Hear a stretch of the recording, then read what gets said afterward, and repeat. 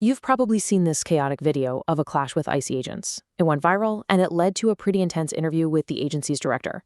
So today, we're going to deconstruct that interview and really understand how one confrontation on the street was framed as a nationwide threat. So that's the sound of the confrontation that kicked this whole thing off. It's a pretty wild moment, right?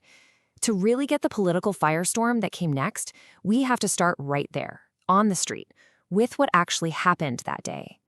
All right, here's how we're going to tackle this. We'll break it down into 5 parts. First, we'll look at the attack itself. Then we'll see how the director connects political talk to real-world violence, his pretty serious accusations against certain groups, the call for arrests, and finally, his direct warning to a local official. Okay, let's kick things off with the incident that started this whole firestorm. So here's the scene. You've got ICE officers in the middle of trying to apprehend someone, and then suddenly another car just slams into their vehicle. That single moment became the absolute centerpiece of the entire interview that followed. And what happened right after that collision? Well, according to the director, one of the officers in that lead ICE vehicle ended up in the hospital with neck injuries. This immediately raises the stakes, right? It makes it crystal clear this was a physically dangerous situation. And this is where the language used to describe it becomes so important. See, the ICE director doesn't call this an accident. No way. He says, point blank, they were using their car as a weapon. That choice of words changes everything. It turns the whole story from just, getting in the way to a violent assault. Okay, so after talking about that specific crash, the director zooms out. He starts to connect this one event to what he sees as a much bigger problem. And then the interviewer puts a really pointed question on the table.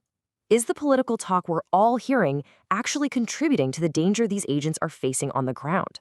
And the director's answer, well, he does not mince words. So this is his whole argument laid out pretty clearly.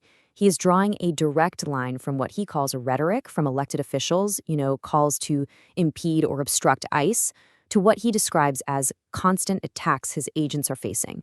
For him, this isn't just random violence, it's cause and effect.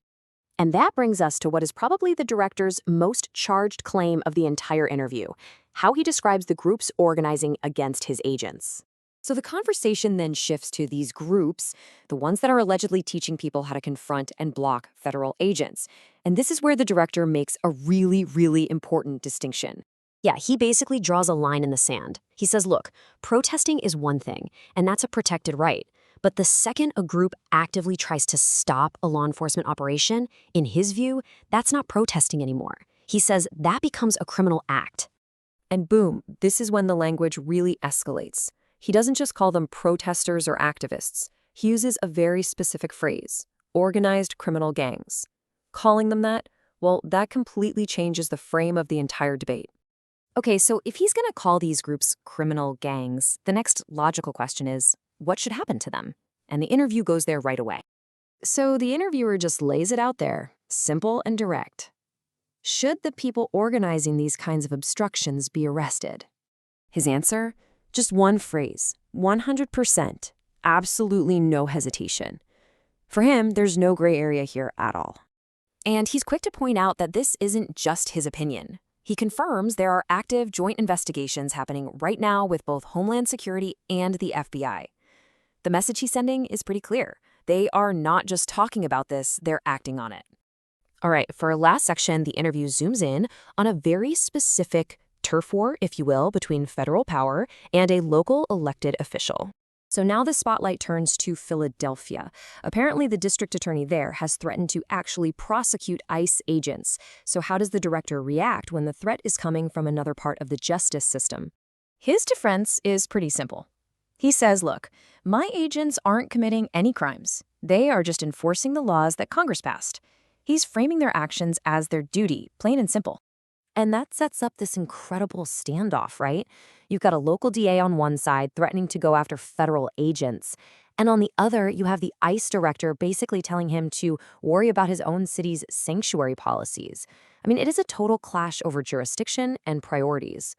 Which really leaves us with the big, messy question at the center of all of this. From that car crash on the street to this war of words between officials, it all boils down to one thing. In these intense standoffs, who gets to decide where the line is between a legal protest and a criminal act?